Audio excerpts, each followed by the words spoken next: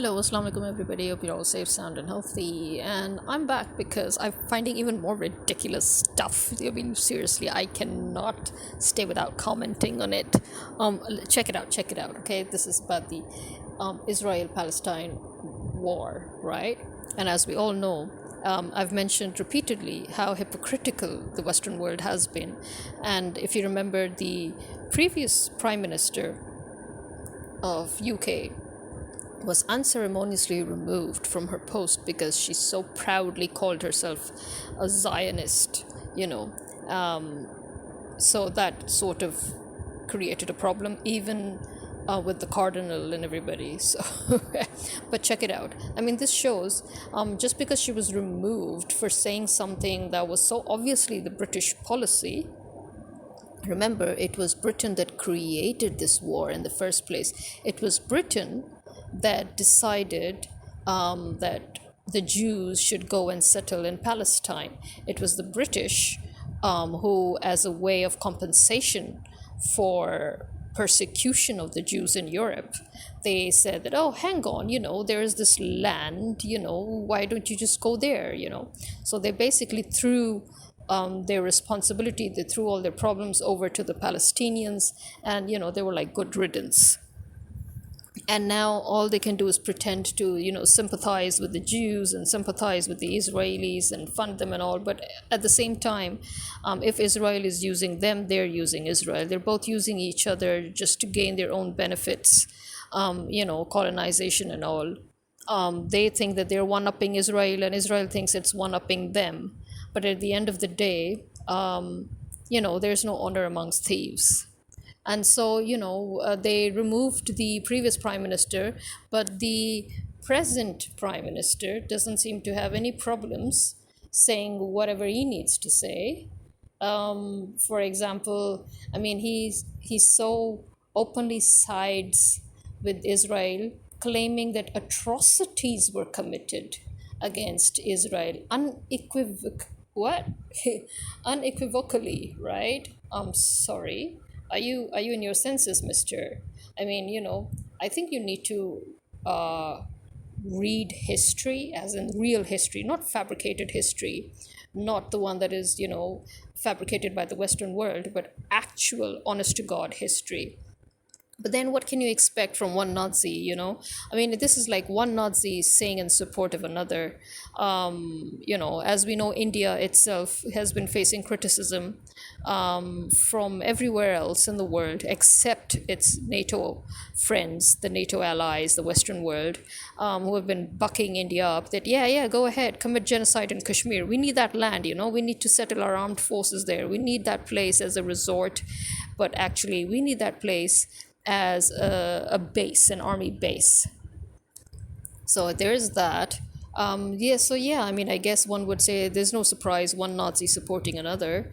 And you know what? Somebody really needs to rewrite history as well, the history of the Holocaust, the history of, who were the real Nazis, because from what I see, the only Nazis that I have seen are the Israelis themselves. So that is food for thought.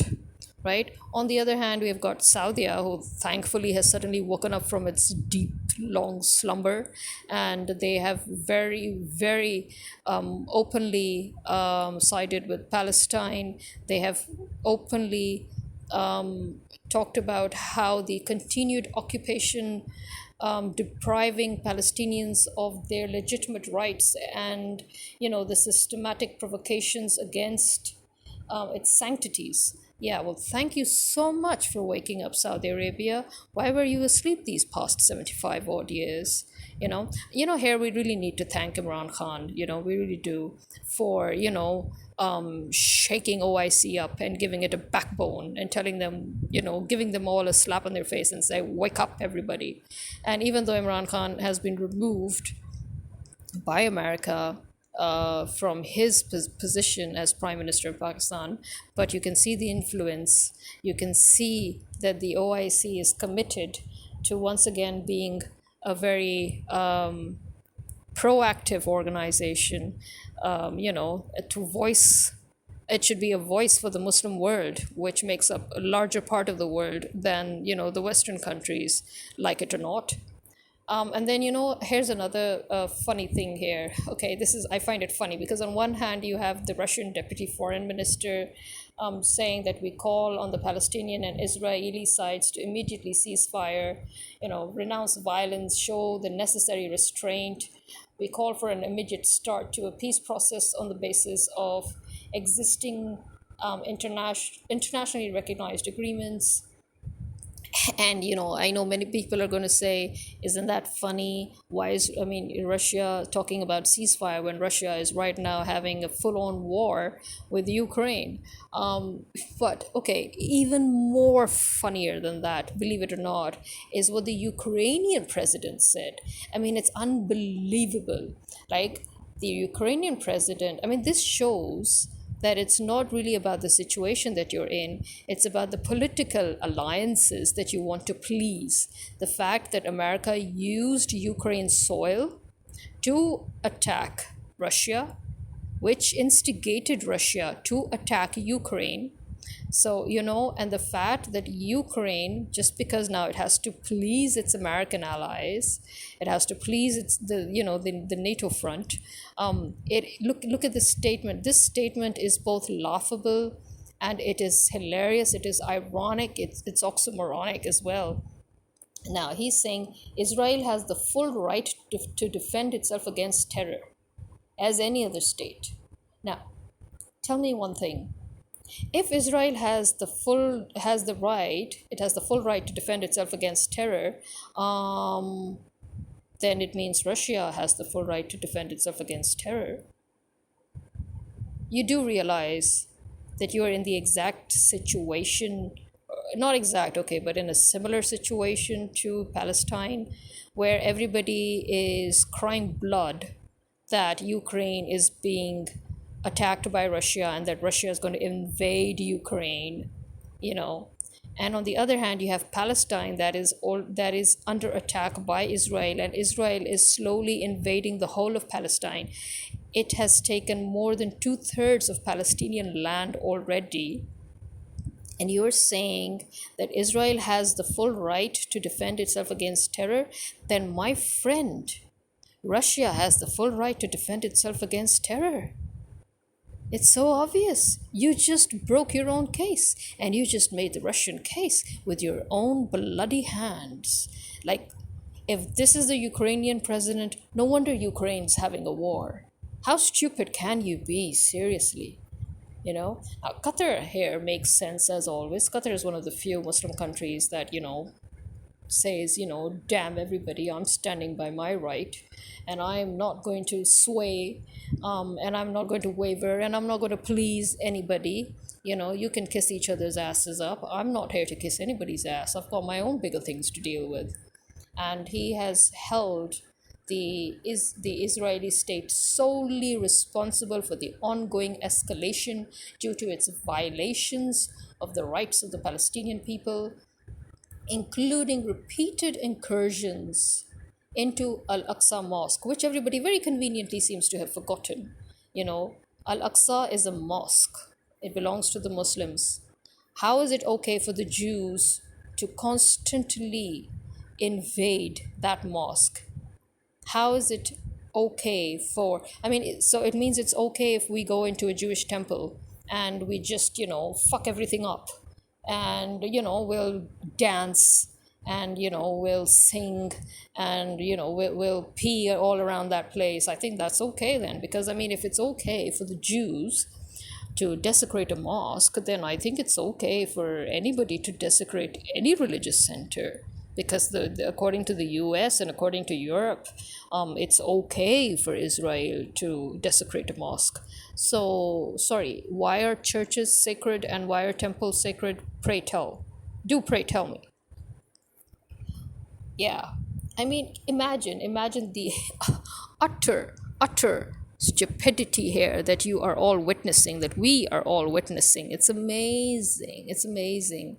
We've got a Nazi supporting a Nazi in full broad daylight, the British Prime Minister, who is Indian. So, I don't know I mean, come to think of it, because the British are themselves financing the Nazis in Israel, and the British have financed, and the British are behind both the Kashmir occupation and the Palestinian occupation. So obviously, they're going to say that they're right. And the Indian Nazis committing genocide in Kashmir are also getting support. So, yeah, you've got an Indian man who is the prime minister in Britain. Obviously, he's going to be pro Nazi. And then we've got America, which is very, very obviously pro Nazi. Zionist is just a new name that they've given to themselves. They are originally and essentially Nazis. It seems, as I said, somebody really needs to rewrite history and correct that mistake that was made and correctly identify who the real Nazis were, because we're seeing them right in front of us. And I don't see any Germans around me. Okay, I see Jews who are acting as Nazis, and I see the Indian Hindu extremists, the fanatics, who are acting as Nazis. So, and then on the other side, we've got Ukraine, who is in the same position as Palestine, but is defending Israel. At least Russia had the courtesy, the basic courtesy, the basic, ethic to not talk about who's right and who's wrong. All it talked about was ceasefire, which again is still ironic, because one would ask Russia, why aren't you practicing what you're preaching? And everybody's going to say, oh, my matter is different. Russia will say, oh, in our case it's different. Israel will say, oh, in our case it's different. Let me tell you, no case is different, and every case is different. But that doesn't make what is right wrong, and it doesn't make what is wrong right. Occupying another state is wrong. The camel entering the Arab's tent is wrong.